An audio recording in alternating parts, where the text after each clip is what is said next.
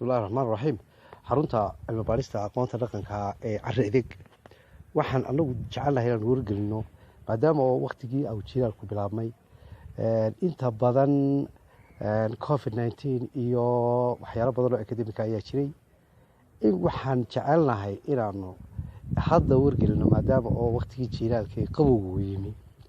taxadirka ugu weyn in la sameeyo oo ah in vaksiinka la qaato laakiinse aan la siin qofka vaksiinka ilaa horta la hubiyo qofkan oo baaritaan lagu sameeyo oo in symptomskii iyo calaamadihii uu leeyahay la eego haddii uu calaamadihii leeyahay aan dee vaksiinka la siin haddii laakiinse uuna lahayn vaksiinka qofku qaato oo markaa sidaasi dee ay hawsha ugu socoto waqtigan imika aynu joognana noocan imika ee dalta aynu leenahay delta virus ama covid-19 aynu leenahay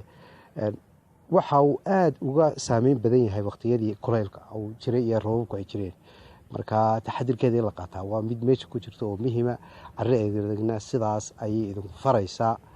oo in dadka dee wacyigelintaas loo sheego ay tahay marka